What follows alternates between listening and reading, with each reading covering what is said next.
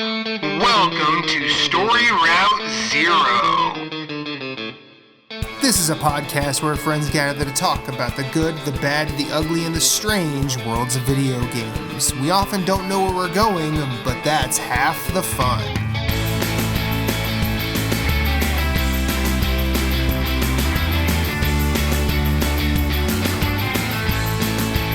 Come on the journey with us. Hit us up on Twitter at StoryRoute0. You can send us an email at StoryRoute0@gmail.com. That includes questions, concerns, comments, complaints, pet pics. Send us some recipes.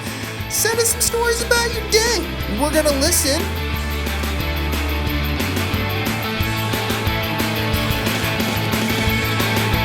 Podcast, start your engines. We have liftoff.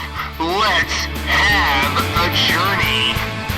The wailing guitars, girl, the crash of the drums make you want to keep her rocking till the morning comes. Let me be who I am, and let me kick out the jams. Yeah, kick out the jams. I'm going to kick them out. Welcome to Story Route Zero episode. I forgot again. My name is Matthew Keel. That was the MC5, Kick Out the Jams, Detroit Rock Classic as far as I'm concerned. And we're going to talk about some video games. But first, my co-host, the transplant masshole, Michaela, how are you? Good-ish. How are you? About the same. Mouth from the South, Moose, how are you? Doing well. Cool. How's Team Sweat? We're doing all right. Haven't played in a while, but we're doing all right. I'm surprised you didn't answer with heavy because you just carried us all the time. And the man with the plan, Mr. Jazz Hands, Jason Marshall. How are you? That was one jazz Better-ish. No, good. All right, so we talk about the video games here, but first, how was everybody's weekend? Now, I know Michaela and Jason had some shit go down. I don't know if this goes here or with games or wherever, but if you need to vent, either one of you, you have a forum. Actually, Weekend was this. Weekend was 2 thumbs. Moose, how was yours? 1? Okay, good. All right, awesome. For the Michaela? weekend itself. Things went Okay. south this afternoon. Okay. Well, let's talk about it. What's going on? What happened? So in terms of what happened, Mm-hmm. I went to go play Persona this afternoon I had like a 3-hour break between when I finished my day job and when I was getting ready for this. And my external hard drive is fried, gone, irrecoverable, dead. Oh, God, that sucks. It has 35 games on it. 35 games, multiple hour saves, I'm assuming.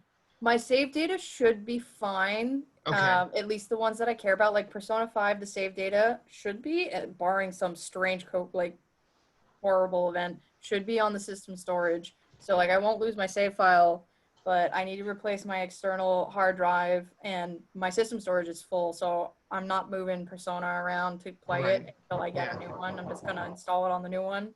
But yeah, everything I've been playing recently is Gonzo. Unavailable at the moment.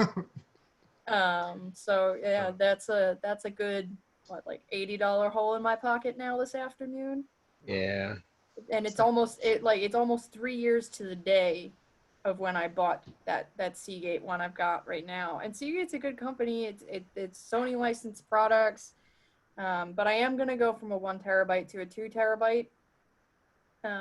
But yeah, it's been wonky lately. It kept acting like I'd unplugged it every time I put the PS4 into sleep mode and turned it back on. And then I looked at my settings, and somehow my rest mode settings had changed themselves, because I didn't do it, changed themselves from power to USB ports always to power to USB ports for 3 hours only. So it kept shutting off the power to my external hard drive. So that's probably part of what fried it, because every time I was putting it to sleep, it was basically unplugging it. Now, not to fuel some conspiracy theory or create conflict, but you did say your PS4 is in a communal room. Could this have?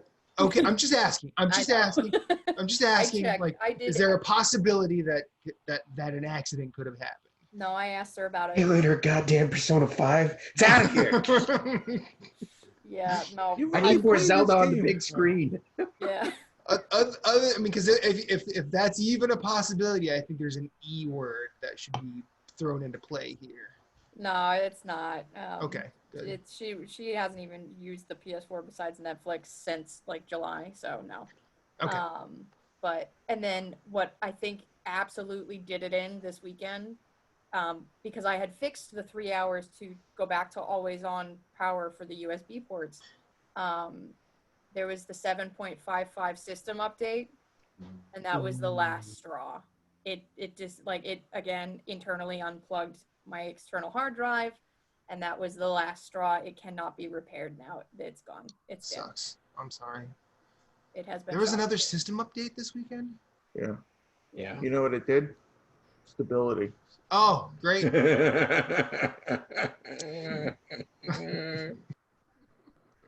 Oi, mullet, that's a nice tie. It's sadly ironic that tie has gotten you into this pickle. Yeah. It has contributed to my I mental can't instability. stand when news. It's like, are you guys bored today? Let's write a whole article on that. It just adds stability. Stability. Mhm, Yeah. Yeah. mhm. Like they somehow managed 6 paragraphs, and in the last line, it adds stability fixes. Mhm. Could have just put that in a tweet. It's like getting someone a lottery ticket as a holiday present. You're just like, here, nothing. I got to credit Norm Macdonald for that joke, 'cause I'm pretty sure that was his. Jason, what do you have to vent about? Turned on my Vita today. Oh, bad move. Well, I tried to turn on my Vita. Oh no, not the Vita. Is it dead? No, it's not dead, but I had to do a restore. Oh no. But so I only lost Guacamelee and Need for Speed saves, but I was both at like 70%. So you have to do all that progress again? Uh-huh. That sucks. Mm-hmm. That sucks.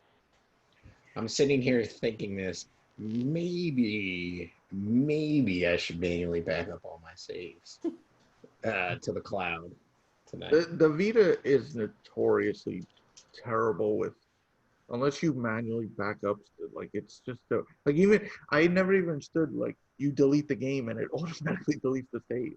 I mean they warn you, but it's like no other PlayStation does that. Yeah, no other.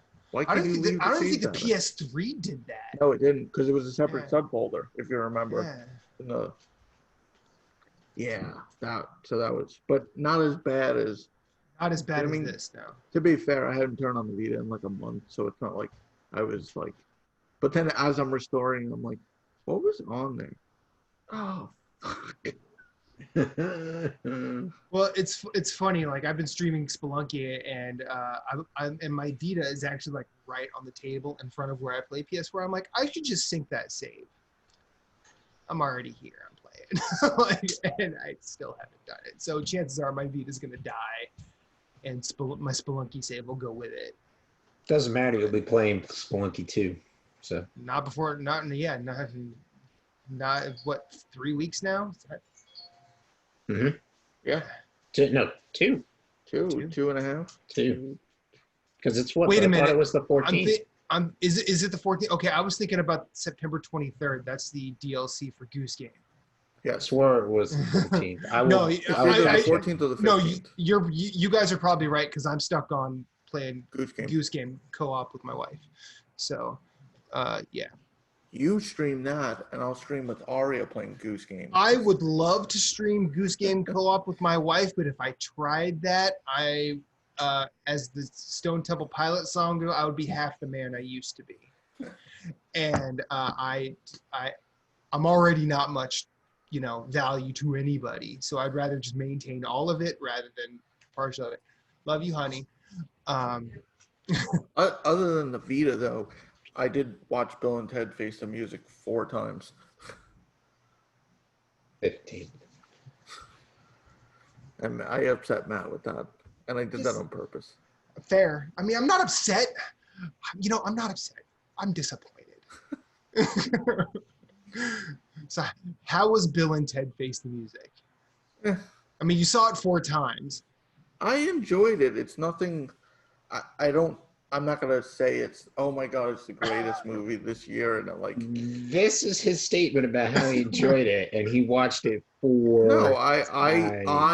I enjoyed it, but I can't say everyone else will. Okay.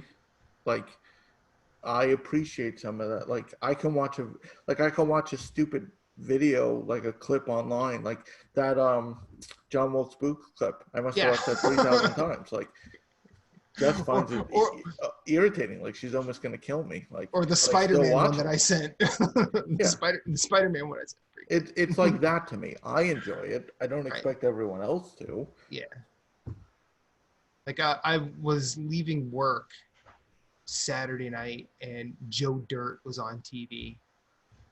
And the people in the break room that were present while it was going on were kind of groaning. I'm like, this movie's friggin' terrible, but I still kind of love it. But so what are the bullet points on Bill and Ted Return? I mean, if you're a fan of the original two, you'll enjoy this. Okay. If you've never seen the original two and you try to, like, I think you'll be sorely disappointed by the hype. Okay. I mean, you have to know what you're getting into. Like, if you don't know what the other, like, you have to. I mean, if you've seen the others, it's more of the same. Okay. Pretty That's- faithful then? Yeah. Okay. There's even a cool tribute to George Carlin. Oh, that's awesome. Okay. Yeah. Now, Michaela, Moose, any highlights from the weekend? Yeah, it was my dad's birthday, so we went out to do COVID-safe restaurant dining. Happy Nice. birthday. Happy birthday. Happy birthday, Mr. Crishone. That's Steve. Steve. Happy Okay. birthday, We'll call him Steve. Steve. Captain Steve. Steve. So yeah, so all the fam went back to the homeland for yesterday, pretty much. Nice. First we Cool. went to a Italian restaurant. Steve's birthday had some coffee milk. No coffee milk. Oh, come on, Michaela. You're breaking my heart. They had they did order, I didn't eat any of it, but they did order a spumoni for dessert, so Oh, wow. I haven't had that in years. it's not my thing. Oh, you're missing out. It's good stuff. I'm not a pistachio person. I don't eat the pistachios. You eat around it. Yeah, I have to. I have to. Otherwise, I would be an ex-mat. Bagel's looking at me all curious. What's wrong, dog? We'll figure it out. You mentioned food. Yeah, right.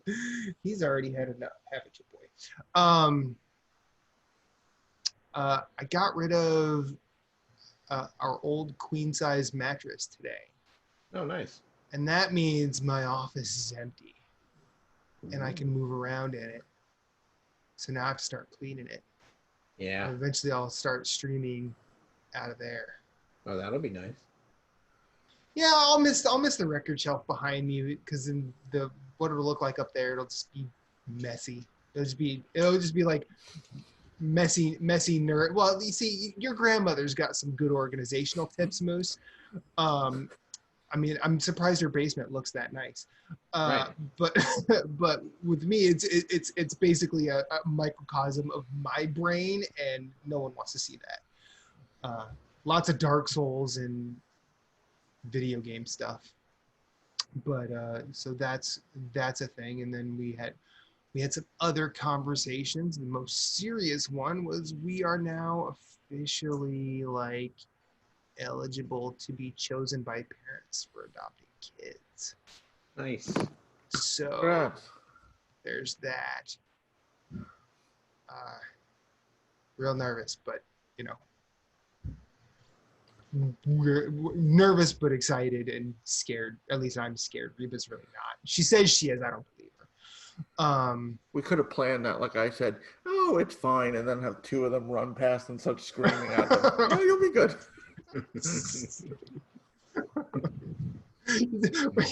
Jason doesn't have a Zoom background. You just see the house on fire. He's like, yeah, it's fine. This is Monday. This, Like, this is fine. yeah. I'm good. This is Yeah. fine. I don't have to put the air conditioner on. It's nice. It's a nice dry heat. So yeah, other than that, what do you want to talk about game-wise, guys? Michaela? Me first. Lady, it's always going to be ladies Gimme, first. gimmes. Okay, I'll have to get ready. Wow, Scott, deep cut from Moose. Good for you.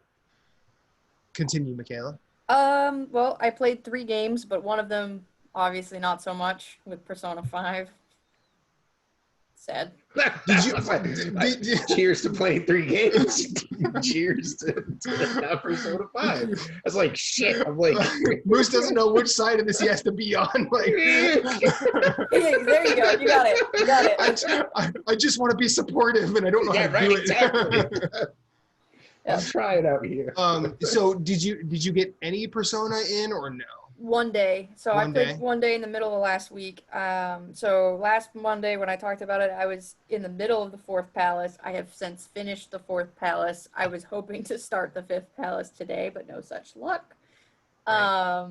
And the 5th palace is not one of my particular favorites, so I was kind of hoping to just grind through it because the 4th and the 6th are probably the coolest ones in the game for me, story-wise.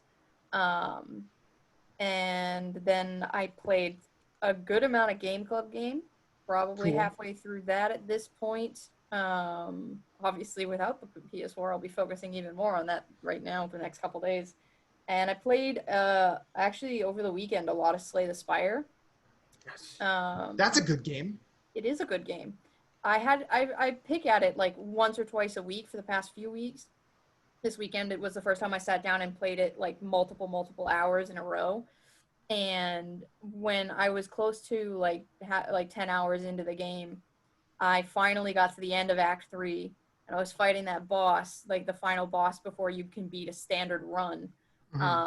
And I was in the second phase of the boss fight. I had like 100 health left, and I couldn't hold on, so I did not beat the run, unfortunately. And then every run since then, since that good one where I had a nice Garbage. completely cursed. Yeah, garbage. Trash. Garbage. Absolutely horrible. Bad luck. Like, and the thing that killed me in the boss is now happening all the time where I'm getting multiple draws with like no block cards, but my deck is fairly thin, so it does like it's like they all get like clumped together. I'll pull 5 block cards in a row, and then the next 2 turns nothing. And it makes me want to throw things. Yep. Hopefully not Switch. Yeah. Because that's like the thing where it's like, oh, you throw a controller with your PS4. Yeah, all right, but you throw the controller for your Switch. It's the whole fucking thing. Lucky for my Switch, I mostly have been playing docked. Yeah, I was mostly playing with the Silent, which is the one that is like the poison bog witch old hag thing with the skull on its head. Because I was doing good with like those combo decks, especially if I got if I happen to, it depends if you find them or not. Like sometimes I'll have entire runs, like I'll get through 1.5 acts and I don't encounter like any poison cards. And usually what I was doing was I had a really good poison build with a lot of decks going. So I had a high block from like just a few cards. I was stacking poison on top of poison. And I also had 3 innate 0-cost attack cards, like backstab or something, and 2 of them were upgraded, so I could do 41 damage before I spent any energy in my first turn alone. And then I had that poison and deck stack. That's why that one run was so good. My deck was just on point. And then since then, so I did a few more runs with the Silent, and then I just switched, and I actually went back to the starter character Ironclad to see if brute force works a little bit better, because the defect I wasn't jiving with, and the Silent I thought I was, and then I ran into a wall, so just trying something different. But not much success since that one golden run. I like just can't get good decks, or I run into like maps where like elites are unavoidable. Yeah. Just bad. Like I was up high, and then RNG-sus came in and smacked me down low. Yep. RNG-sus giveth and RNG-sus taketh away. That he does. Yes. So, yep. And Fall Guys, Persona 5 temporarily on hold until I remedy the hardware situation. So you were playing more Fall Guys? How'd that go? I didn't. No, I didn't. Oh, okay. But that was also on the external hard drive. So it is That's okay. suspended at the That's moment. okay. There's always a spot on Team Sweat for you. Thank you. Anything else? Nope, those are my Okay. 3. Moose, Jason? I'll go because Jason's got a long list. How's Division? Mine's- It's good. How's Dark Souls? It's good. How's Bloodborne?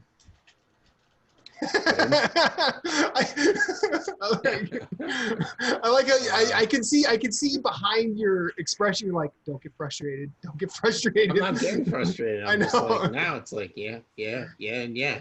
Mhm. Played Division 2.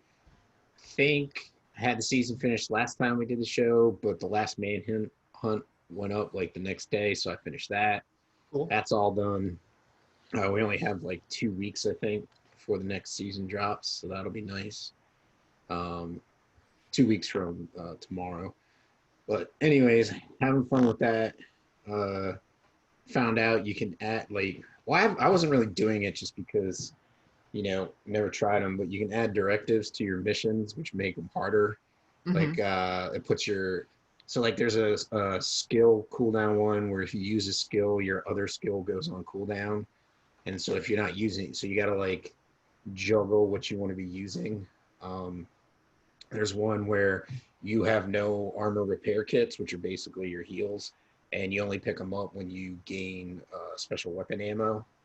And so that one's pretty cool. And so they got a bunch of those. So we've been running it, and you get 25% extra experience each one that you add, you stack up of directives. And so been running at a full stack of 4, which is nice. And just I've gone from level 380 to I'm 418 now, just since Wednesday, I think. So Yeah. I'm got a good push going on for the getting to 1,000, because 1,000 will be the max level where I'll have everything maxed, and then I can just be like, all right, I'm done to the new DLC or whatever if they have new DLC. But anyways, so that's going pretty well. Fired up Dark Souls because I never did the Painted World in Dark Souls 1, so I did the Painted World in Dark Souls 1 and crushed it. Nice. And then I realized I didn't get Priscilla's Tale. Yep. So I just that sucks. re-downloaded the save. Oh, okay. All right. Smart. I'll just try it again. I mean, I know where I got to go in that world and stuff, so I'll just have fun. It didn't take me very long to get through where I had to go. Had you beaten it prior? What, the Painted World? No, the Dark Souls in general. Yes. Okay. Yeah. So you're not worried about being leveled enough or anything like that. So No, I think I'm way over leveled for her, Yeah. actually, to be honest. It's actually severely over leveled.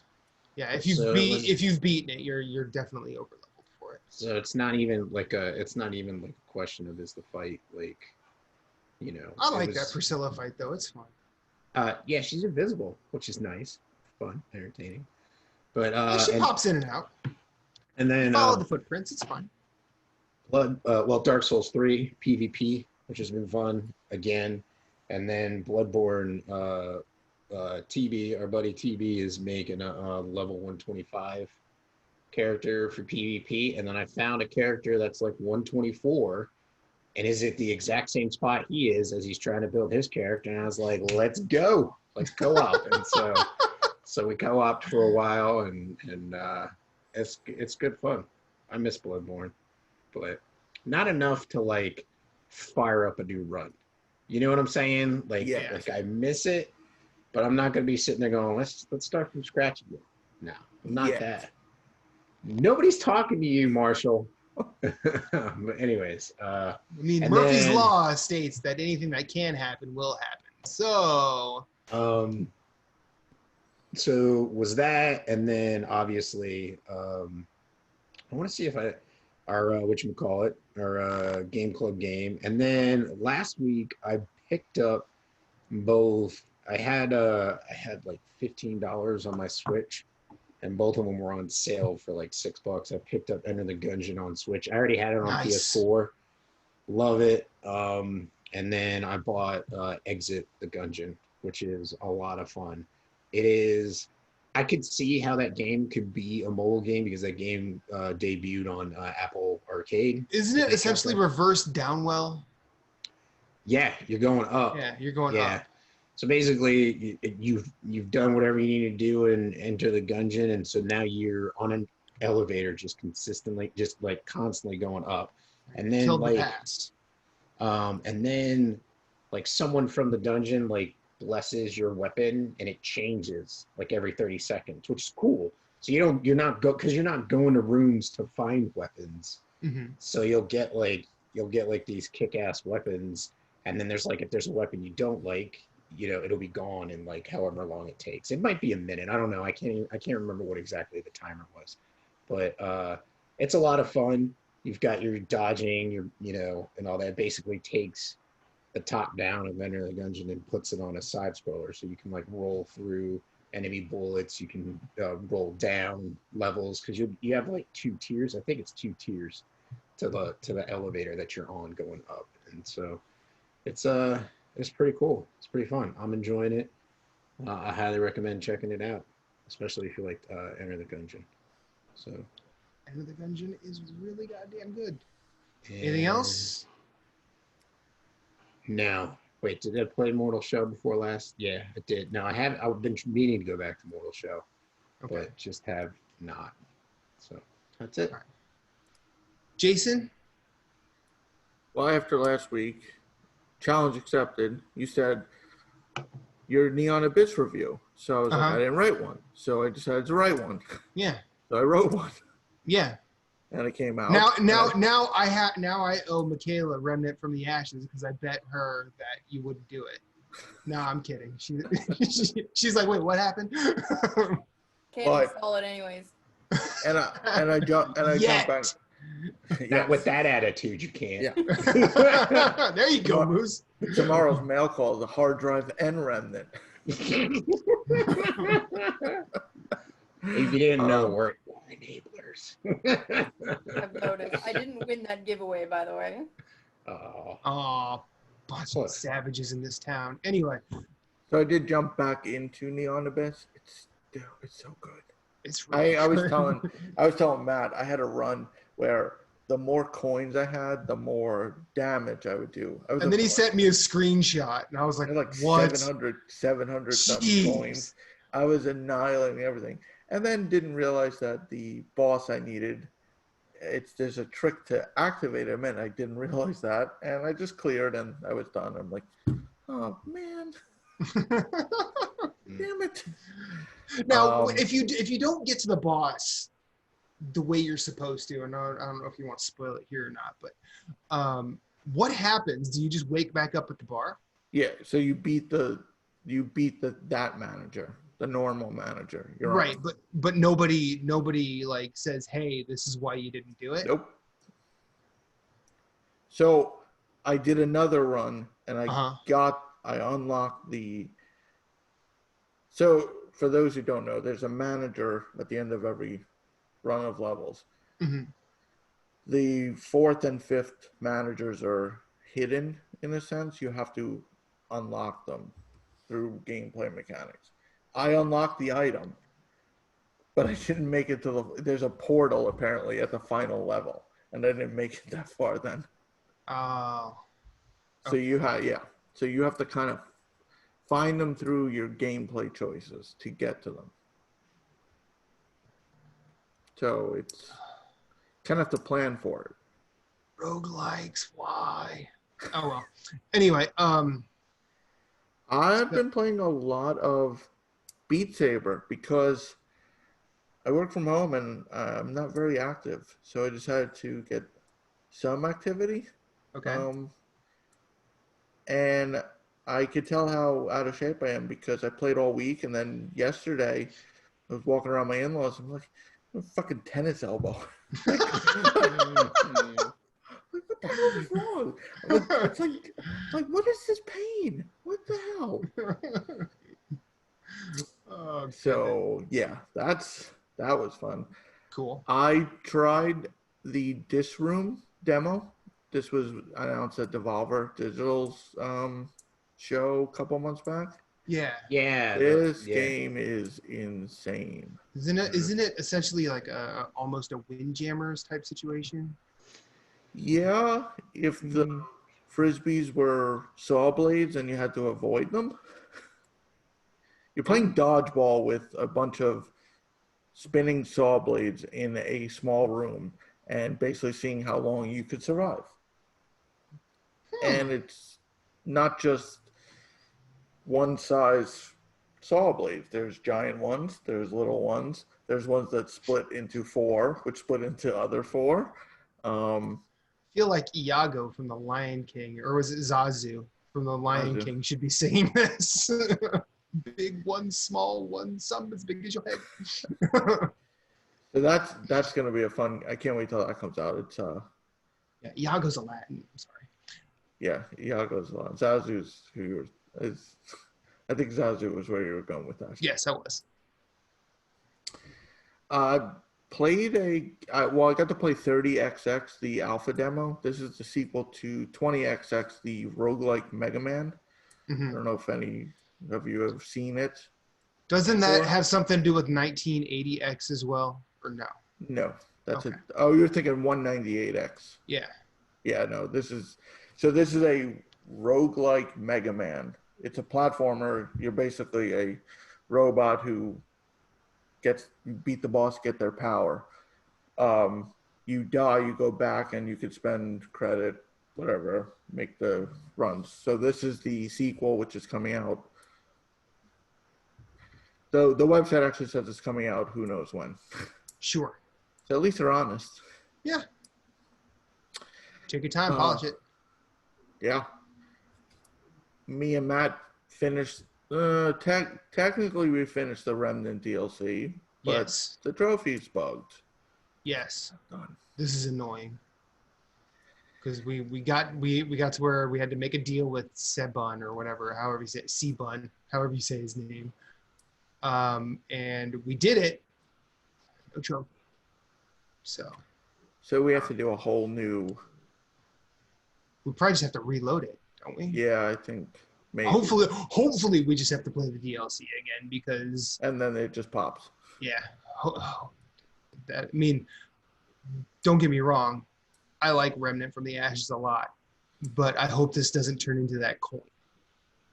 Because if this turns into that coin, I'll be okay with all but one trophy popping. I will be. I mean, Okay. we can work on it again with Moose and then Yeah. eventually Michaela. Yeah. Like I have no choice. I You mean, do not have. I mean, you do, but No, You stick to your guns. don't. you are completely but you free don't. to operate within the rules we rigidly set for you. Freedom of illusion. Yes, it really is. What else, Jason? More Game Club. I started up Generation Zero.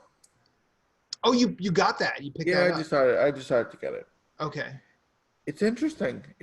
I think it could be really cool. It starts slow. It's in 1980 Sweden. I don't know what 1980 Sweden was like, but it definitely feels like Stranger Things vibes, the way the synth music. And there's robots that have taken over, and you're kind of survival, but you can attack them. You can craft stuff. You can craft gear. I got to a point where you spawn vehicles. I spawned a bicycle. Never seen that in the game. Usually you spawn like a car. Like spawned a bicycle, not a motorcycle, just a regular old bicycles can't. Is it even a 10 speed? I don't think so. I think it's one of those ones that just. All right, I'm in 80 Sweden. I got this BMX. Let's roll. So I'm only like 2 hours or so in. So it's cool how it's just laid out. Like you're exploring to see what happened, trying to hide. Now, is it a fully open world or? It seems that way. Okay. And it's multiplayer. All right. Um, Yeah, it's like a I co-op like shooter yeah, situation. it's co-op. You can set it to public, so I guess people could just join your game, Okay. hop in and out. I'm thinking. So we'll see what that's like. And last but not least, I spent a lot of time on Skull the Hero Slayer. It's a early access game on Steam.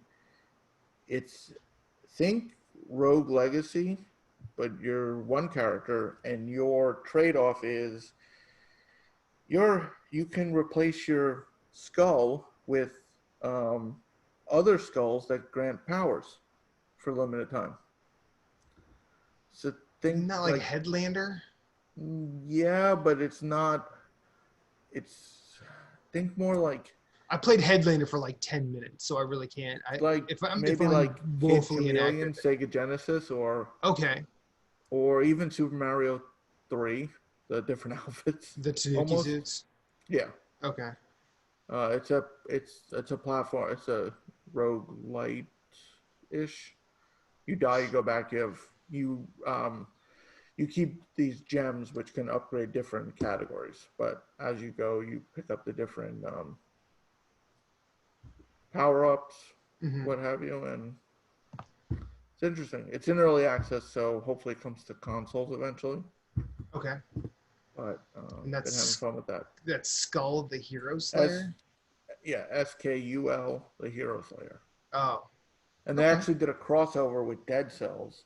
I haven't gotten to that part, so I guess since in Dead Cells you can remove your head, Yes. fit right in. So I guess that leaves me. I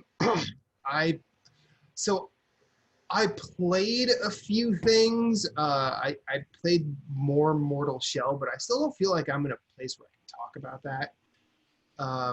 Not because I haven't spent enough time with it, but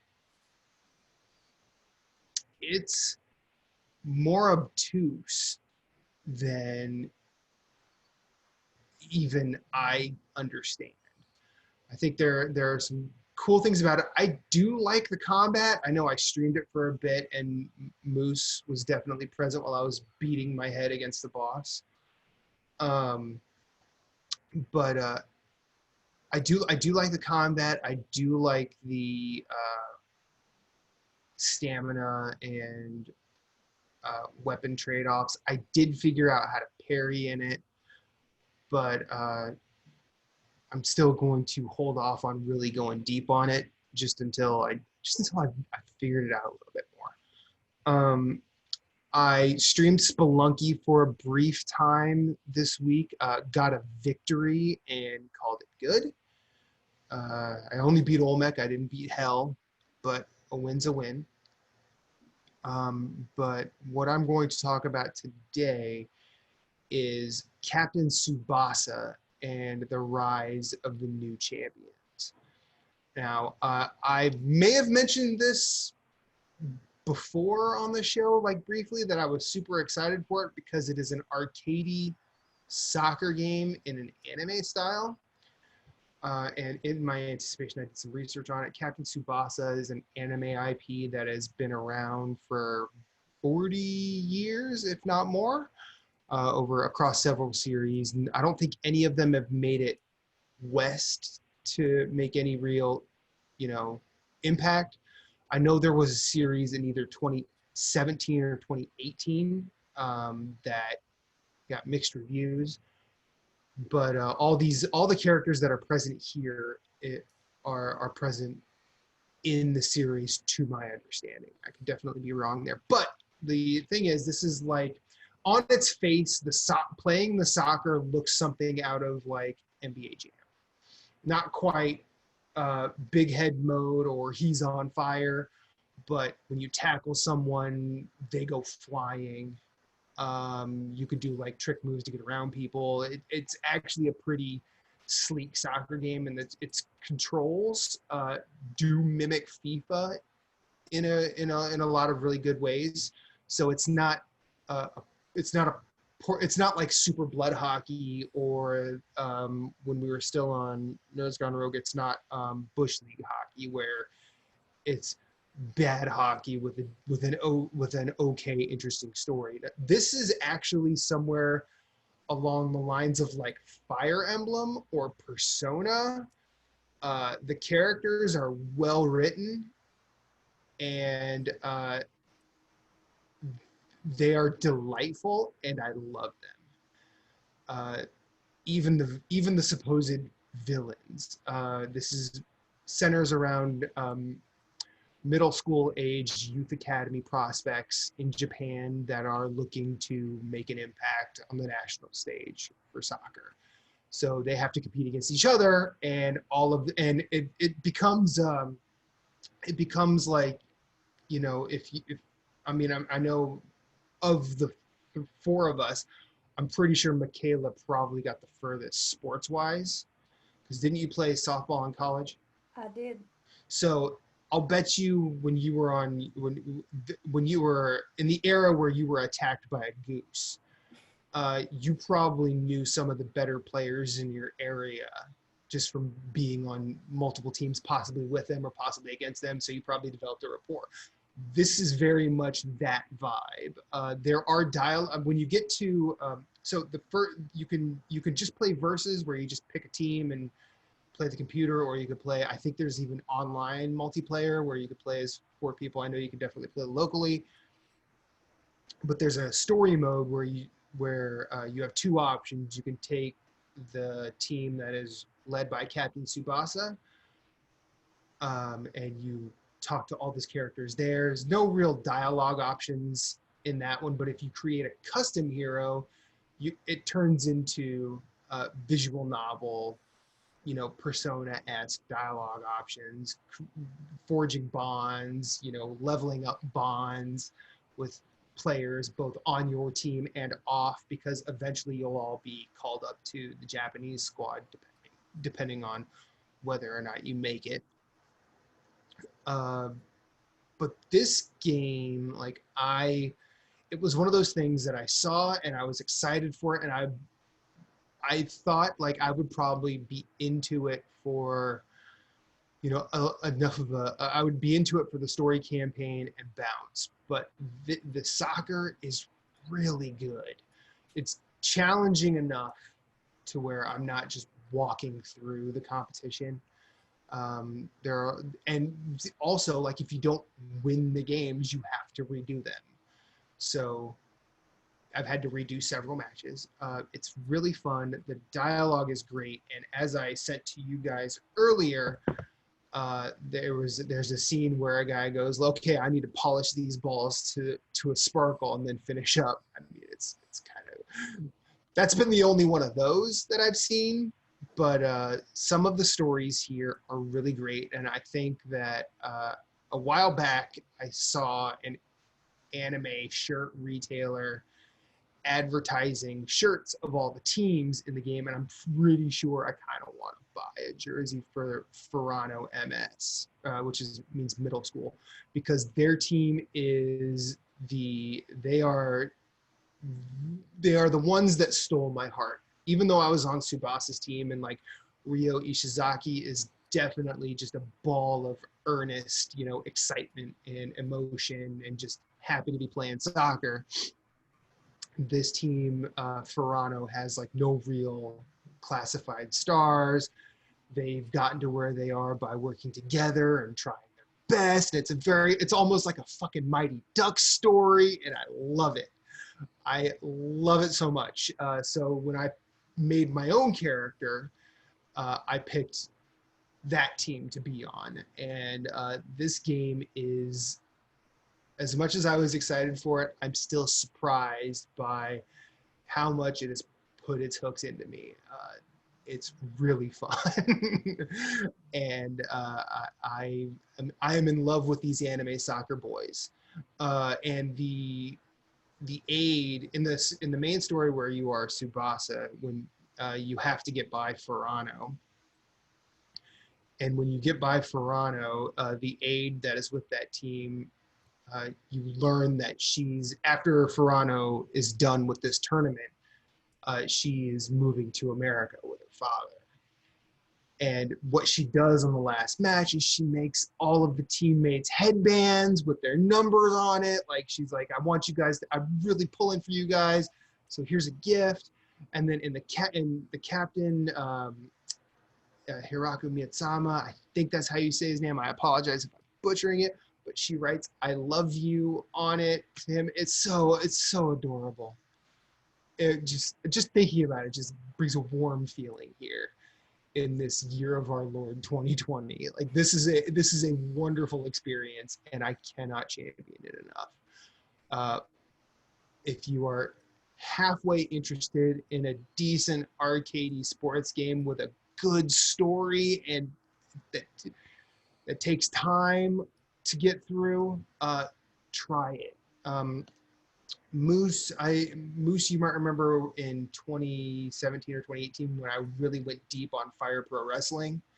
The story mode there is basically what's going on here, but it's not New Japan wrestlers. It's wonderful anime characters. It is such a delightful little thing, worth every penny, and I'm thankful that Bandai Namco put this out. It is absolutely adorable and wonderful. Please, somebody other than me play this game just so I could talk to somebody about it. Like, I was trying to explain it to Reba, and she's like, I get that this is your thing. I get this is all you. You can keep it. But it is delightful every step of the way. Next week, only adorable games allowed. I mean, don't threaten me with a good time. I mean, I still need. Do I have anything that's adorable? I still need to put some. I mean, is Garden Story out yet? Oh wait, no, that's not until 2021. But Spiritfarer is out. That's pretty adorable. I mean, I could start up Animal Crossing again. Are you ready for that? Campfire. Last Campfire came Last out. Campfire. Yeah. I'll just get Knack back on, and I'll take a break. We could use it. We could use Return of the Knack. Bring her on. Make it happen, Jay. So I think that's it for games. So some other things happened. We had a Nintendo Direct mini, keywords mini, because as Michaela is correct, Friday is 1 year since the last full Direct. Yes. Yep. But it doesn't matter what was in the mini, except that Puyo Puyo Tetris 2 was announced, and it's coming to PlayStation 4. Yeah. That's it. Game over, man. Game over, man. Yeah, and then last Campfire was just stealth dropped the Hello Game sequel or follow up to No Man's Sky. That's kind of impressive. Got Kingdom Hearts content ish. Yeah, this mini, there was like 3, maybe 4 games that had music or rhythm. Yeah, it was all rhythm. Yeah. It was all rhythm all the time, and one of them is the most convoluted thing ever in Kingdom Hearts: Melody of Memory, right? Oh, stop! You're gonna get it. Don't lie. No, I am not. I really don't want it. Really? Don't get into some of the You know, stuff. hey, Moose, Jason, any takers on whether or not she gets this before Remnant? Would you shut up? Asked and answered. I'm not getting it. I don't want it. My problem with it is it's going to be like the mobile game where freaking Nomura is going to put canon, essential story details in this freaking spin-off rhythm game. Which means... No, I mean, gonna no, play I really don't want a rhythm game. I love that Kairi is the focus of the key art for the game, and it's like a mirror image of like Sora sitting in the throne, except it's Kairi sitting in the throne, because growing up as a kid... Kairi's categorically a better character than Sora. Well, the problem is, most of the time she's a damsel in distress. She's Right. silent. She's off screen for the first game pretty much the whole time. But as a kid, I didn't really have a lot of female characters in games, so I always wanted to like her. And I'm very much in support of anything that gives her more character development, more screen time, more prominence. The Kingdom Hearts 3 DLC really sets that up. I'm excited about that, but I do not want a rhythm game. I was gonna say you're not really doing a good job of not selling us on the fact that you're going to buy it. Yeah. Like you were just like, I'm getting it, guys. I mean, on some level, I want to say you doth protest too much, Michaela. No, this game hasn't even come out yet. It's already scarred me in 3 ways. It is a rhythm game that is going to have canon story details that has something to do with like the ending of Kingdom Hearts 3. Scar number 1. Scar number 2. This game is called Kingdom Hearts Melody of Memory, which if you shorten that is KHMOM, and MOM is already an acronym in KH, which stands for Master of Masters, so there's some mindfuckery going on because we still don't know who the Master of Masters is. Right. And it's Kyrie. What's in the freaking box, man? I don't know what's in the box. It's Kyrie. Kyrie's in the box with the Master of Masters. Kyrie is the Master of Masters, and someone put her in a box. And then the third scar, which cuts the deepest, is I am still not... My soul still has not healed from playing Kingdom Hearts 2 Atlantica World, which was an optional world, but I didn't know that as a child, so I played it, and it is a terrible, terrible time where instead of like all the other worlds where you're running around smacking things with keys and making them pop out, you know, collectibles, you get pulled into like a really bad, not even rhythm game. It's just like time the button press type of sing-along crap. And it's not even like there's like one song, I think, from The Little Mermaid in it, but the rest are original for the game. And they are terrible, like absolutely terrible. Usually I don't insult people who write music, but this is bad. Like it's not even like, oh, it'd be acceptable for children. It is bad. Like literally the words "finny fun" is one of the lyrics in one of them, and it has been 14 years, still not over it, deeply scarred. I don't So want it. you don't want this iteration of Little Mermaid to be part of your world? No, I don't. Although, okay. Thank you, Jason. No, I'm walking right past that. Although I will say, in defense of this game that I don't want and will not buy, just to See, Jason, you give her an inch, she swims all over us. Nope. You should listen to it. They did a jazz remix of Awesome. Dearly Beloved. This is my jam. Holy shit, it's good. And then a friend of mine that I follow on Twitter did his piano version of the jazz remix of this very famous Kingdom Hearts song. It is very good. Look up the jazz remix. It's so cool. But no, I'm not buying it. On or after November 13th, I'm not buying it. So I just want the record to show that we all totally believe you. Shut up.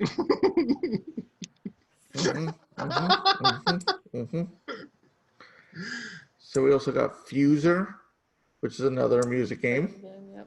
Which, like, okay, so I saw this and I got excited, but then I remembered when Reba and I went to PAX Unplugged, there was something there called Drop Mix, which was a board game type of situation put out by Harmonix. Look this up. It's actually really interesting until you think about it forward enough that every type of session can just become a cacophony of just noise. I like the idea of this, but I don't know. I mean, it should really just be they should just do DJ Hero again. Like I wish they would do DJ Hero again. But I feel like this is going to be bad DJ Hero.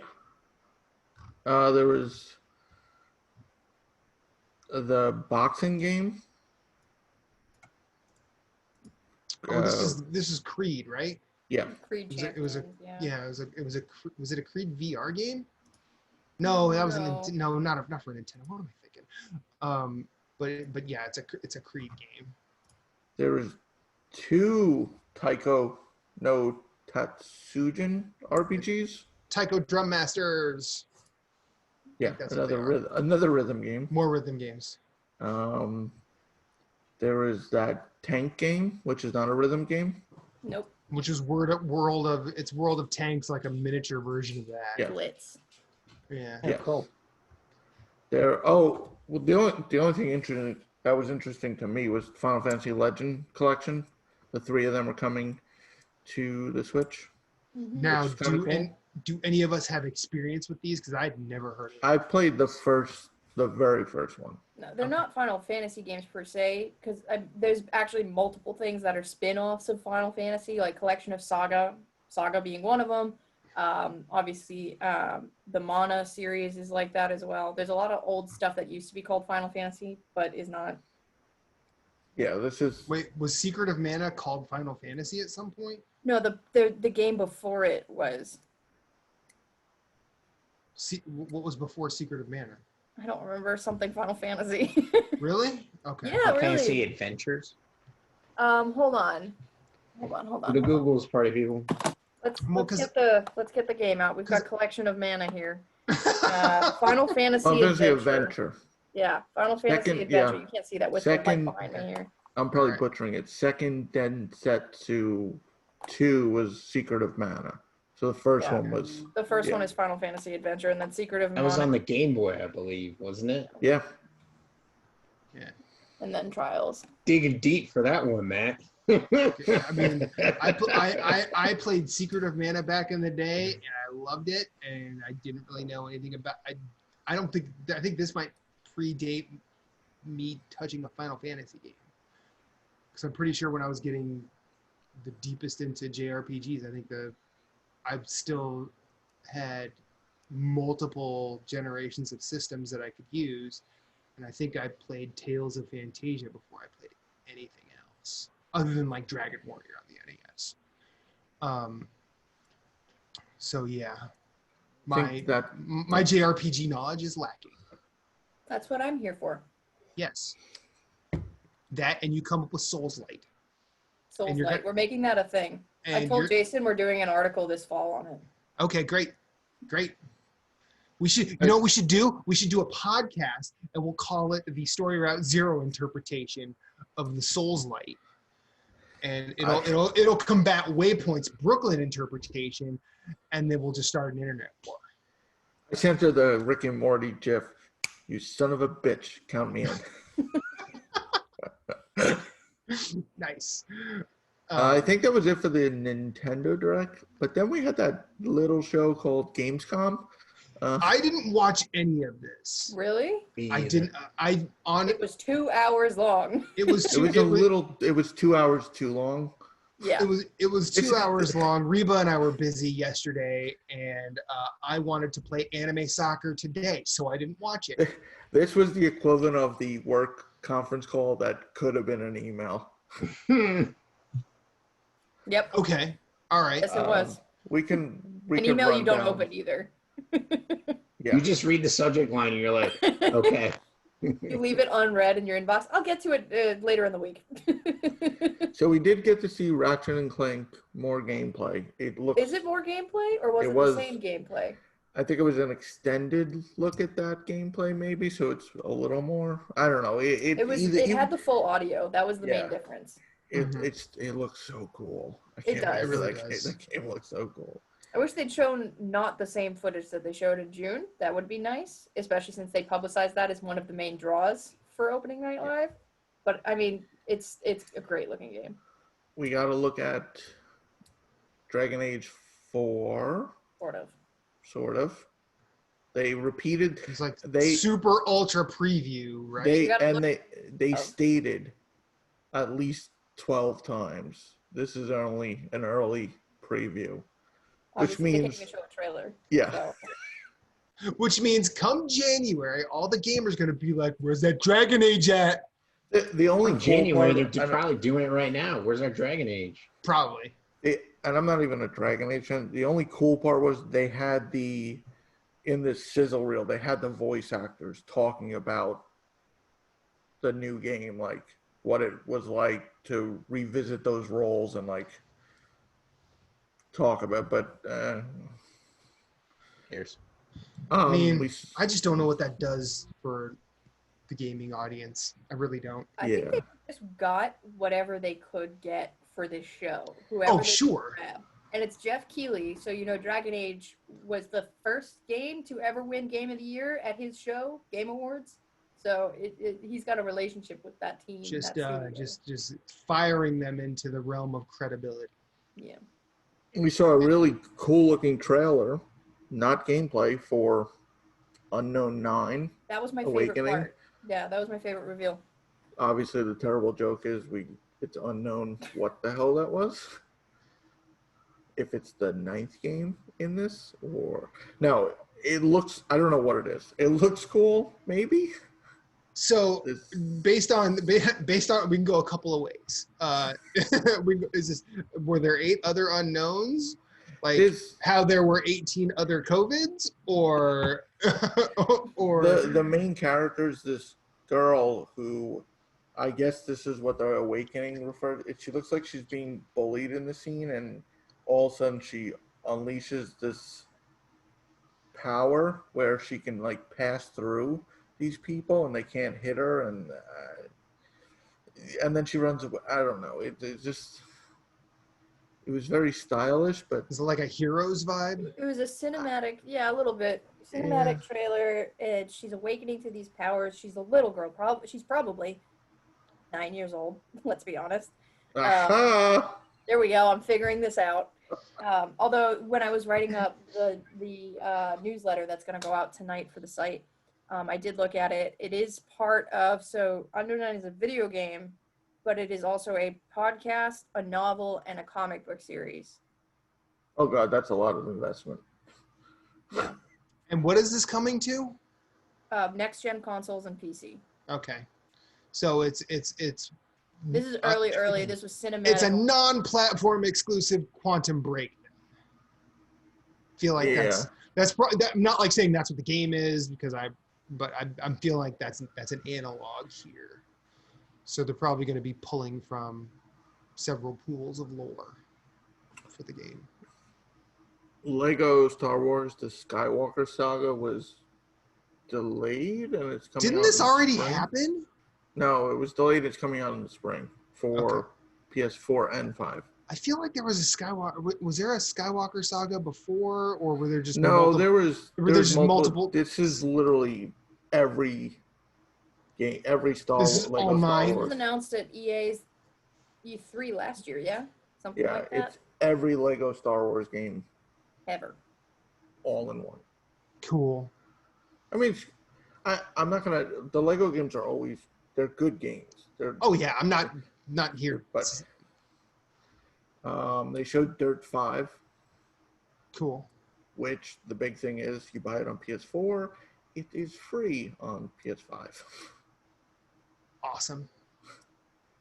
Or it's what, $60 on PS5 because they haven't talked about price increases yet. They showed Crash Bandicoot 4. Mm-hmm. They showed more of that. They showed Fall Guys Season 2. Now, I saw a tweet from them, or maybe it was from Devolver today, about all the people who donated for, but I actually didn't click it. I didn't read it. I don't know if it ended yet. I don't think it's ended either, but they were saying something about it. Actually, I think it ends tonight at midnight. Okay.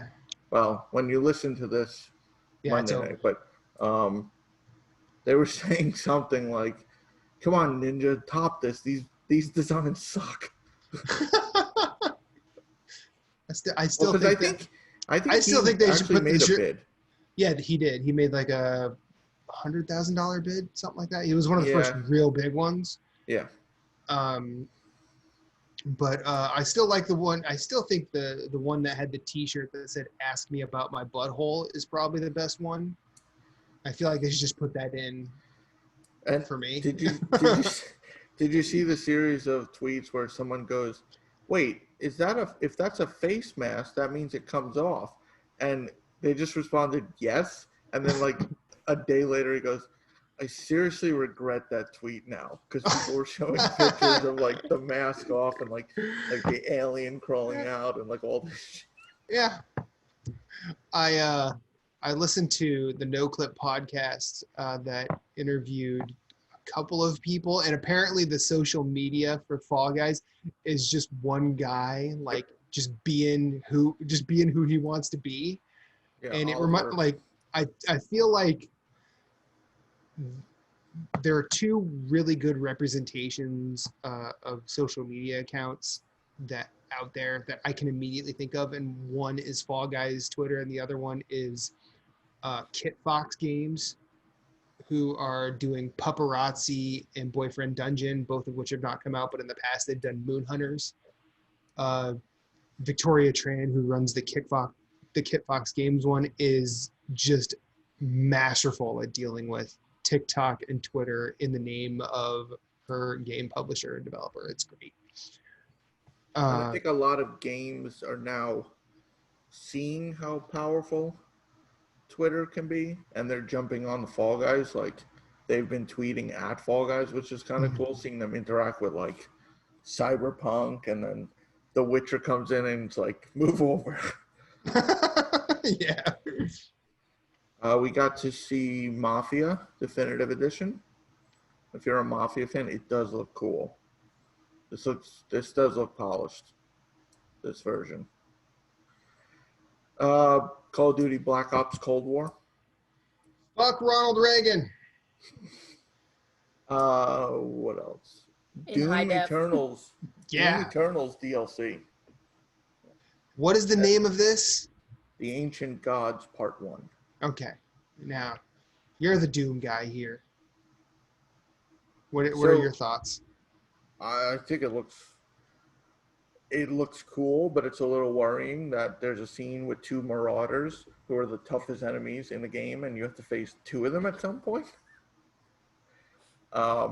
What's cool is this is standalone DLC. If you don't really? have I have the deluxe edition, so I'll get it, but you can apparently buy just the DLC. Oh, that's cool. So hopefully that means this is like a 10 to 12 hour at least campaign. So that's cool. I'm looking forward to that. That's October. I want to say early October. Halloween. Dates all blend together. They do. They showed more Star Wars Squadrons.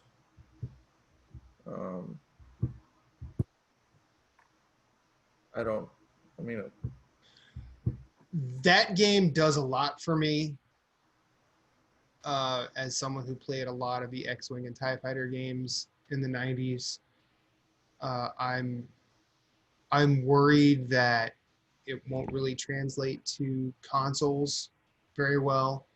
I'm worried that it won't translate to console VR very well, but I'm still super interested because the one thing that like the one thing I think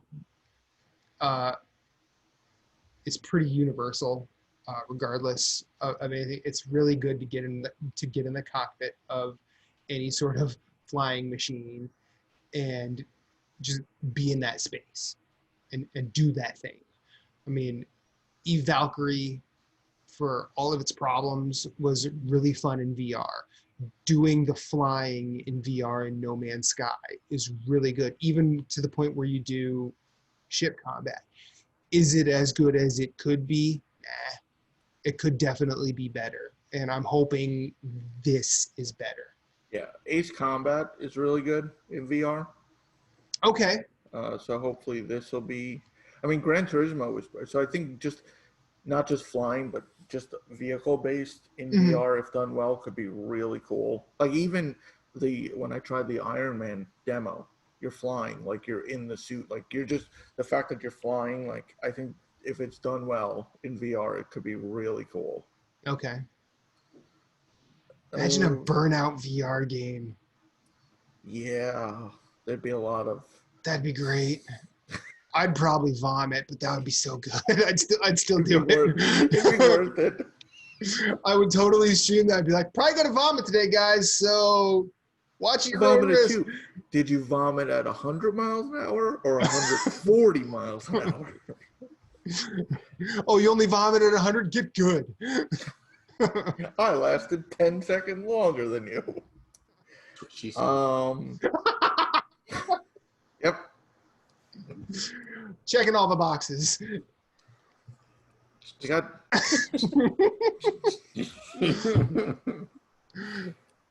Hey, that's a follow-up to you said, I really like those anime boys. You know, and I stand by that comment. We got Bridge Constructor Walking Dead.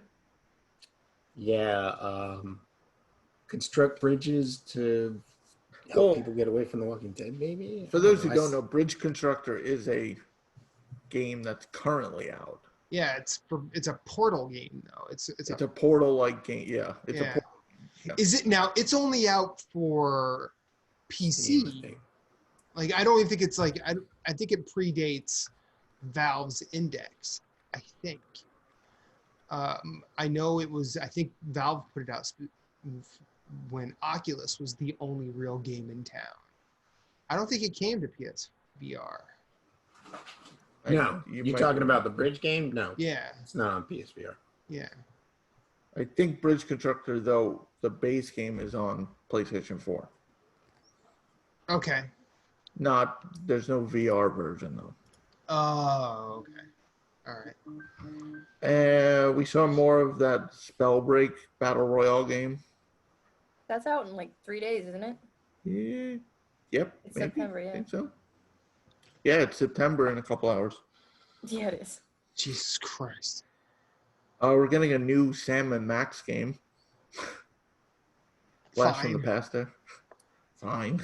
That's not a blast from the past. You're tiptoeing around a particular part of this event. Oh. He's Doc saving Brown. it. You could chime in. Well, I don't even remember what the announcement was because I was so distracted by the whole Back to the Future segment part of this. Oh, wasn't it that surgeon game? Yes, Doc Brown is in Surgeon Simulator 2. Fucking why? Why not? This was like 15 minutes into the broadcast. Like, oh yeah, you could be Doc Brown, who didn't perform surgery. Unless he did surgery on the space-time continuum. But they got the actor to come on to the show, so that's kind of Which is fine. Let Christopher Lloyd do his thing. That's totally fine. Now, if Uncle Fester was in Surgeon Simulator, now we're talking. Make that happen. World of Warcraft Shadowlands got a release date, which was really cool. Which sent shockwaves through our Facebook chat. Yes. We were not expecting that soon. But And then we also had that, what was that series called where they showed like basically an entire episode of something? oh, they're doing an anime series for World of Warcraft. Yeah, and I can't remember. Is it also called Shadowlands? Afterlife. It's Afterlife, yeah. Yeah. Oh, there's also a Dragon's Dogma anime comes out soon. There's a Medal of Honor game for Oculus coming out. It's narrative driven. Ooh. That was the general reaction to that. Okay. Ooh. Is it gonna be better than the last few Medal of Honor games have been? Not that I've played them, I've just heard they're bad. I don't know. There was Destiny content, but who cares? How many times have they shown Beyond Light now? At least 6 this summer alone. Bungie's doing everything but say, please be excited for new Destiny content. I mean, Destiny's still relatively big. I just don't think anybody here is in that sphere. So, I mean, I'll give Destiny credit. It's a quality game. Oh yeah. And if you're into it, it's one of the best shooters. Oh, mechanically, it's damn near flawless. Like Bungie knows how to make a shooter. But I think I don't know. I've played almost every expansion. I don't think I played the last one, and I think I missed one for the first game. I mean, I played them, I beat the campaign, and that was it. Yeah.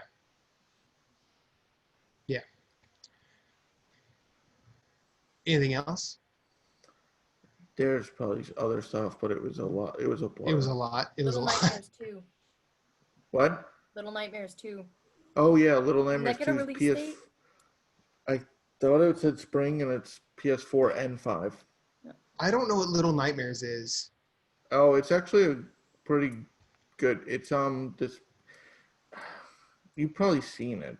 Look it up. I mean, it's one of those things like I remember hearing the name, but I feel like Andy Dwyer in Parks and Rec. I don't know what Little Nightmares is, and at this point, I'm afraid to ask. But we had nothing about next-gen consoles because they don't exist. Nope. No. Well, they did confirm that Ratchet and Clank is a launch window title for PS5. Yes, and Whenever that what does launch window mean? When it what when it exactly- launch. That is What like- exactly is a window? How big is this window? How big is Yeah. this window? I mean, I feel like this But is think launch about smoke and insane. mirrors at this point. I Think mean, about that is insane though. Insomniac Games is basically launching the PS5. So good on them. yeah, good on them. It looks. I mean, and it's looking like with the most possible launch title, like it's looking. That one looks like the best. Because I don't think we're gonna get Horizon 2 at launch. No. I don't. I mean, I think Spider-Man Miles Morales, if that launches with the PS5, probably It gonna be is. good. It's I probably think- it's probably gonna be more good ass Spider-Man. Yeah, Horizon we've been was here not one of the before. ones that said, so back at the June event, Horizon isn't one of the ones that said holiday 2020 like Miles Morales did or like Kena did, and now Ratchet and Clank is probably holiday thought- 2020. I thought Horizon and Demon Souls both said that as well. No, Horizon Horizon did. and Demon Souls did. Demon I said Souls did. holiday. Horizon did not. Okay. Trust me, that is my most I anticipated did- game right now. I mean, I trust you now just as much as I trust you're going to buy Melody of Memory. Oh, come on. So not at all. No, because I know you're buying Melody of I Memory. am not buying I'm going to, you know what? I will bet you. When does that come out? November? 13th. Dude, you're going to be reviewing that game for Obilisk. I am Don't even- not. Yeah, I'll bet you money. I will be too busy buying a non-existent console. Which is So you'll rumored. have plenty of time. I heard a rumor that November 15th is the latest date for the Xbox Series X or the earliest date for the PS5. It's Yeah. like that's the middle ground for the release dates. Xbox supposed to be the week before, PlayStation supposed to be the week after. Yeah, that's what I've heard as well. And then, according to, is that it for the opening night Gamescom stuff? So according to Wario64, today, PS5 is not backwards compatible with anything other than PS4. That was an Ubisoft rumor that they have since. Yeah, I haven't followed this story. I'm just bringing it up because I read it. Yeah. So if it's been taken down, fine. But I feel like put a lot of sad tweets on my timeline today. Well, I don't know you guys' stance on this. How much do you care if the PS5 is only backwards compatible with the PS4 and not 1 through 3? Like, how much fine. do you care? I'm completely fine with that. I don't care. ultimate. As much as I can play PS4. I mean, ultimately, I'm fine. I mean, Yeah. I have 10 PS3 games. I probably would revisit on one, but I have a PS3 still. So if I Yeah. I've had these games at least 3-4 years and I haven't played them. I don't think. Yeah, and a lot of the PS3 games have like Ni no Kuni has a PS4 version Yeah. now. That was one of the ones I cared about. Nier Replicant is coming Mhm. soon. Maybe, I mean, please. yeah, maybe the convenience of having it. When Nier Replicant I'd comes probably- out, I'm probably gonna go back to Automata and then just skip over Replicant entirely. I've heard so many mixed things about that game. The yeah. gameplay is not by Platinum, so it's Yeah, no, I know. I know they're the different Yeah. developers. But the story's great. I love the story. I love the characters. Kaine's wiki cool. The music is fucking fantastic. Oh, the music in Automata is fantastic. I can't yeah, the speak for characters- Replicant. The characters are great. I Mm-hmm. love the characters. The gameplay is usually where a lot of people get tripped up. But I'm hoping they refine that if they're doing Yeah. a redo. And I don't even know. I'm not familiar with Nier Replicant itself. I'm familiar with Nier Gestalt, which is the Western version. 'Cause Yeah. that game weirdly had two versions, a Japanese and a Western, with two different versions of who Nier was. Nier was Mhm. either in the West an old dude who was like a dad, or in Japan he was a teenager who was a brother. Mhm. But yeah, and like Nier Automata has so many references to it. Like it's a standalone game, but there's so many emotional payoff moments that it's Okay. worth it. What happened to Moose? Moose was asking if anybody else I had him sounded frozen robotic. like this. Yeah, he was frozen in his like I'm too sexy pose.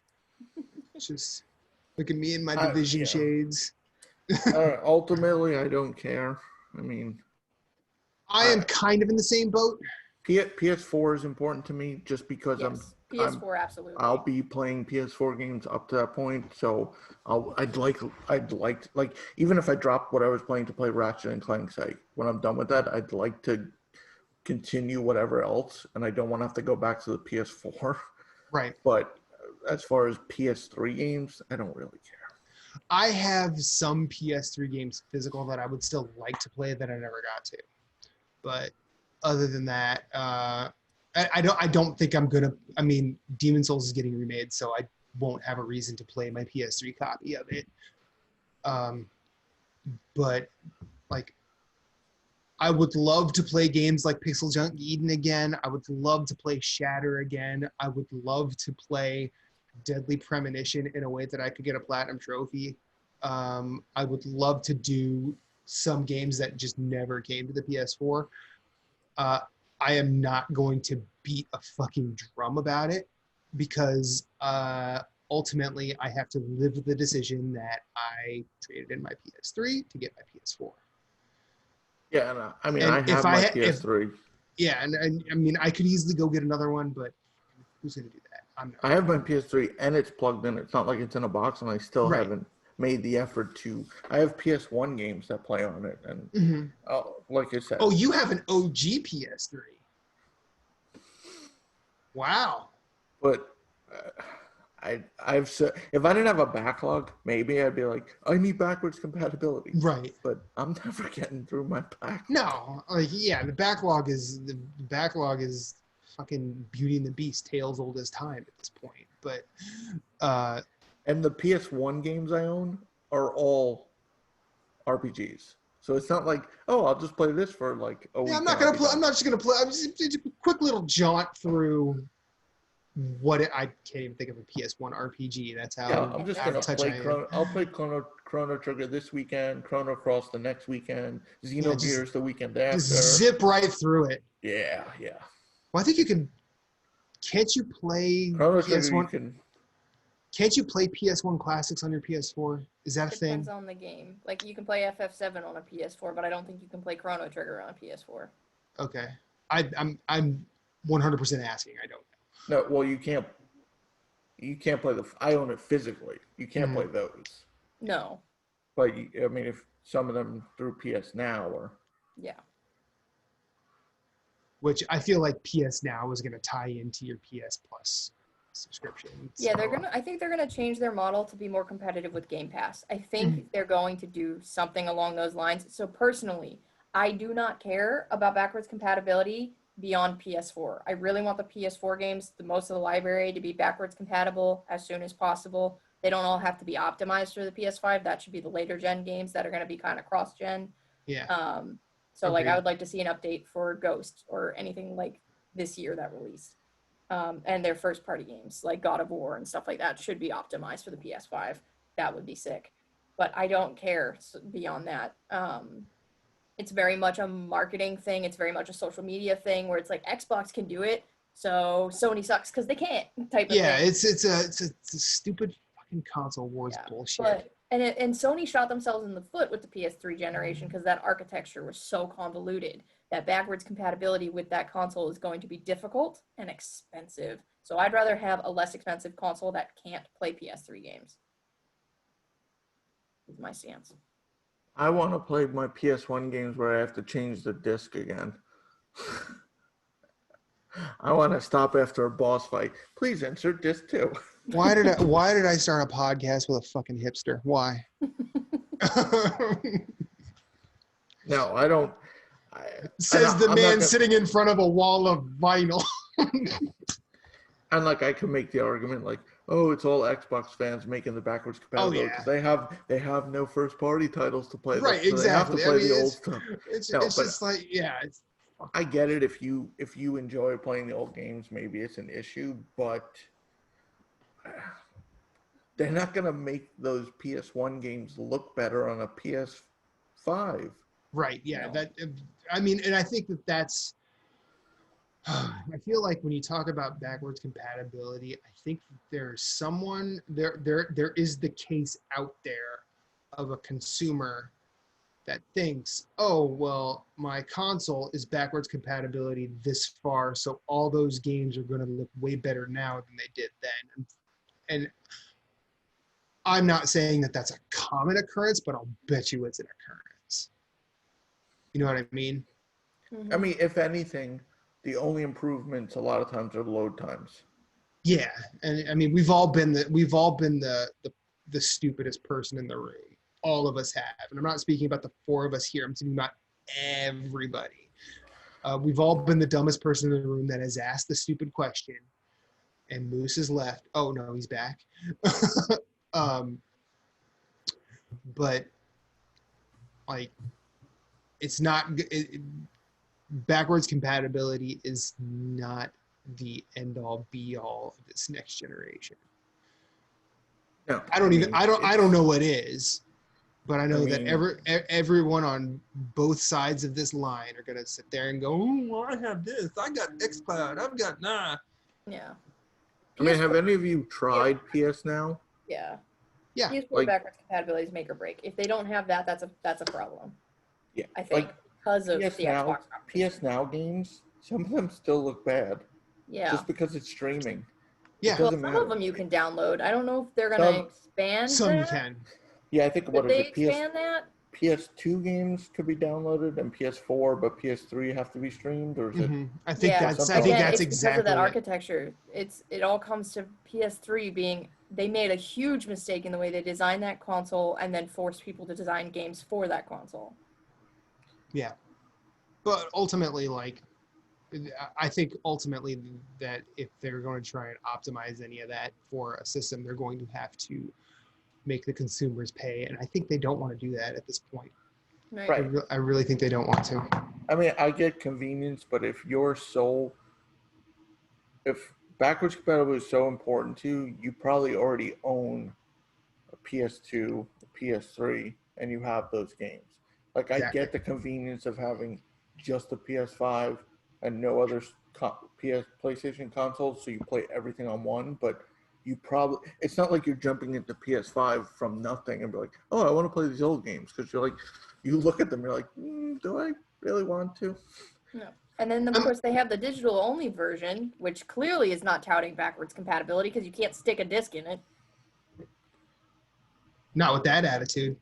Well, There you you go. can try, but it's probably going to end very badly for you and your new console. Hey, you know what? Someone shattered their PS4 because of an anime Breath of the Wild. Which is coming out next month. Moose, anything to add? No. Okay. All right. So hopefully we hear something soon. Be nice. You know. Question mark? Who do you think's gonna go first? Who's finally going to stop this game of chicken? Is it gonna be Sony or Microsoft? You know what? I don't care if it's Microsoft. I want both of them to stealth drop at midnight and break the internet. I think it would be fantastic. Like, I feel like, I think that Microsoft saying that they were confirming, despite Halo Infinite being delayed, they were confirming a November 2020 release date, but without a date. I still think there's a chance that both of these consoles are getting delayed. You should. I mean, like, here's the thing. It makes sense. It makes sense for Microsoft. It makes sense for Sony. And, you know, neither of them have to worry about Nintendo competing against them, because Nintendo has basically stepped out of this arena saying, hey, if we're going to release anything, it's going to be next year with all new games. And that, to my recollection, isn't completely confirmed. but I would bet on these consoles getting delayed before I'd bet on either of them going first. See, I Now, think it, like you said, it makes sense for especially Xbox now that they don't have a launch title, question Right. mark.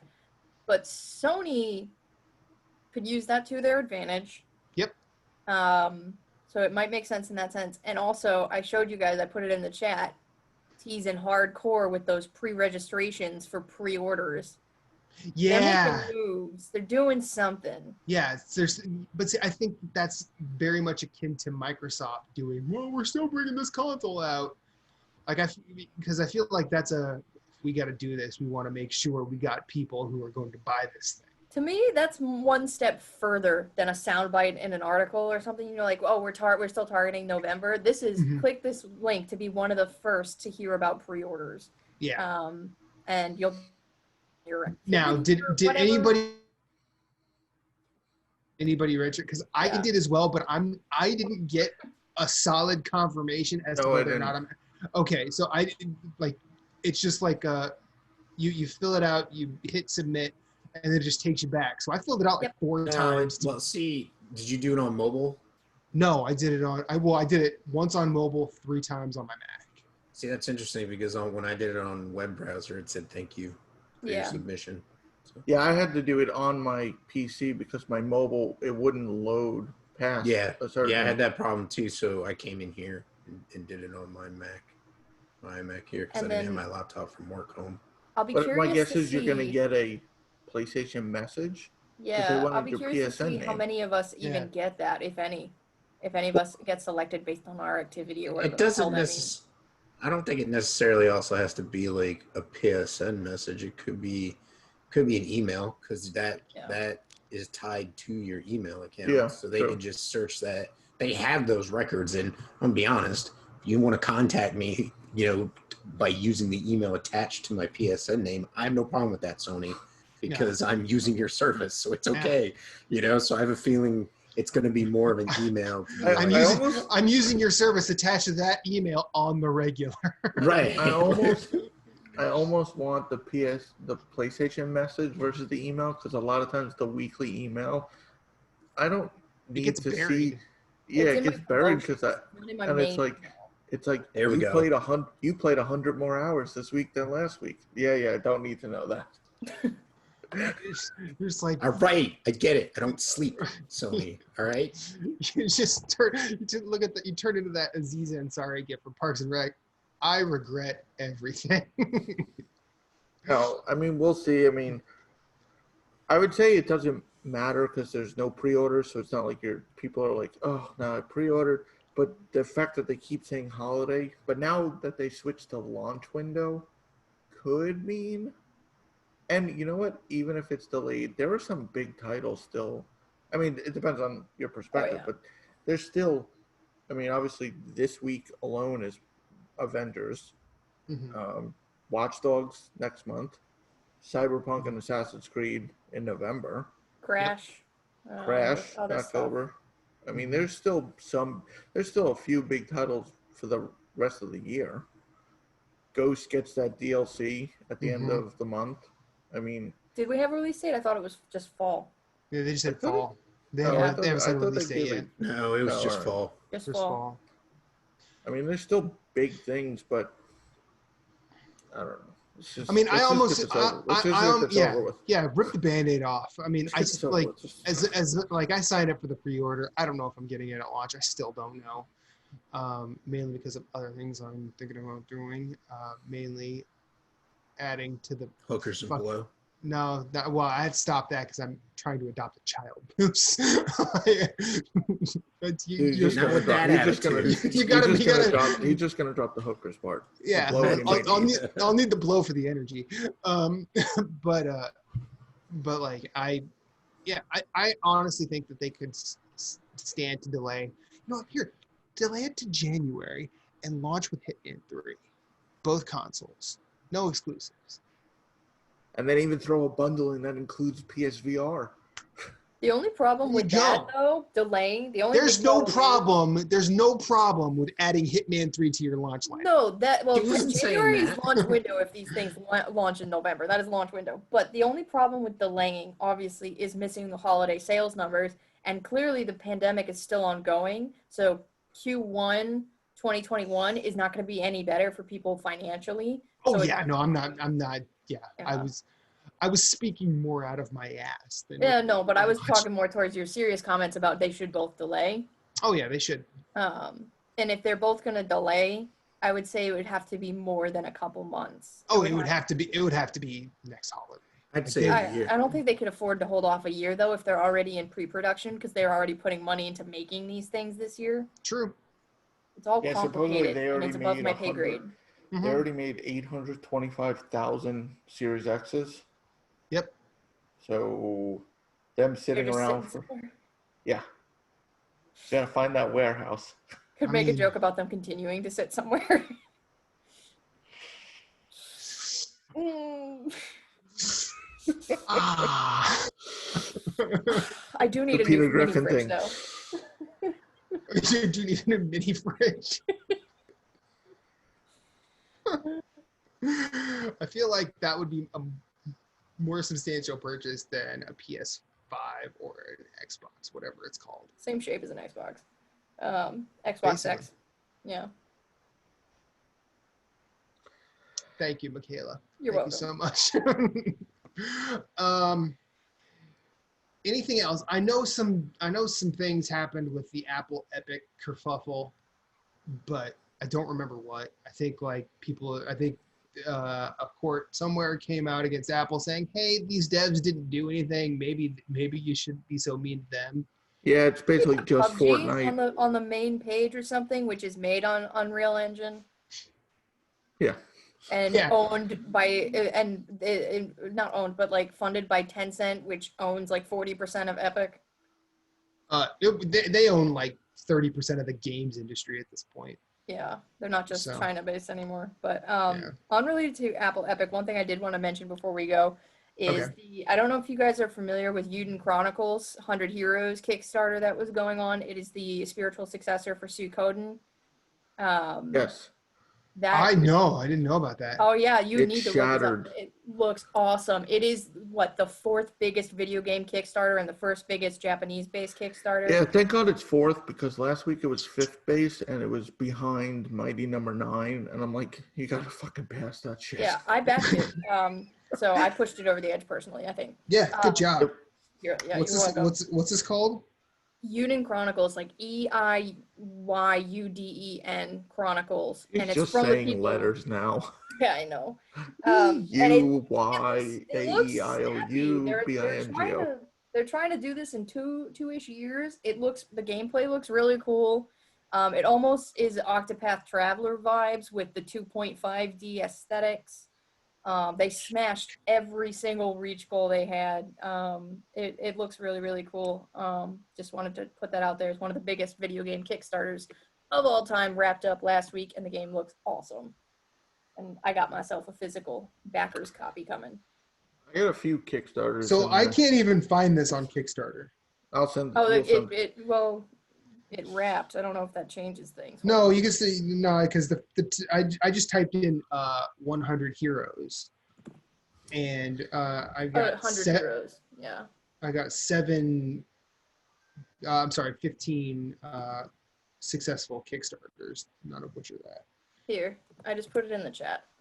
Okay. Yeah, I got a few Kickstarters waiting. That Sea of Stars Moose got a new trailer. Nice. The Messenger prequel. Mm-hmm. And then I Guinea Pig Parkour released some Yeah. new footage, which looks cool. Yeah, that game looks dope. We should get Jeff Mum on the show. He's the creator. Reach out. See what it's and say like, hey, we have like no viewers. We probably won't do anything for you, but I'll talk about your game. But I'm a backer, so Yeah, I paid you money. No, that's my price of admission. yeah. Be like, Maybe he's don't like, lead with that. sorry, I'm trying to make a game. What do you say we get out of here, guys? Anything else? Sounds good. All right. Moose, Moose. take us away. Bye. At Story Route Zero, we have some cool friends who do some cool things, and I'd like to tell you about them. Phoenix Overdrive uses the power of games and gamers to help heal sick kids through the charity Extra Life.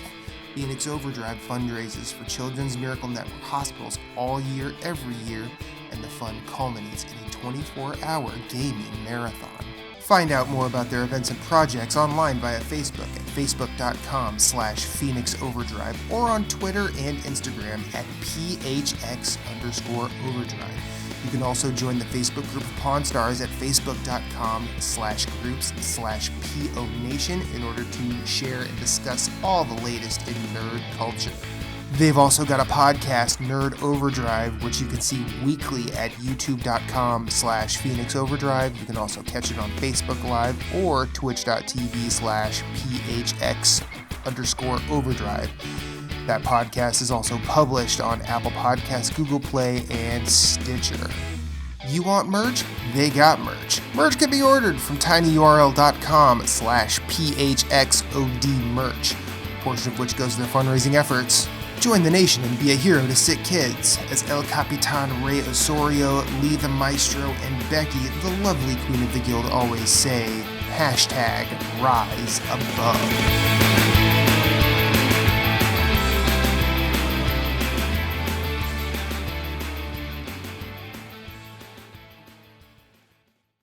Thank you for listening to Story Route Zero. We hope you have enjoyed your time here as much as we've enjoyed having you.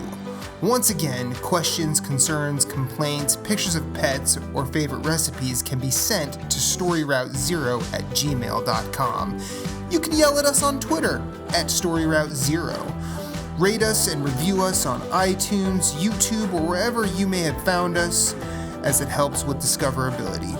If you'd like to hit us up individually, you can find Moose Cool at Sven, that's SVHENN on Twitter, PSN, Instagram, and of course Twitch, streaming games. You can find Jason Marshall writing at Obilisk.co. You can also find him on Twitter at GimpyJ with 2 Y's at the end, as well as PSN, Instagram, and Twitch. He also has his own website, whereisthepausebutton.com. You can find Michaela Crescione doing all sorts of writing at Obelisk.co, as well as on Twitter at RedXMod. My name is Matthew Keel. You can find me everywhere I'd like to be at Infinite_Rewind. That's Twitter, that's Instagram, that's Twitch, that's PSN, and I also have my own website, InfiniteRewind.com. Be sure to check us out at all the places. You are always welcome, and you will always have a seat waiting for you on this ride. Thank you for listening, but for now, it's back to the real world for us. So we will see you on the next one.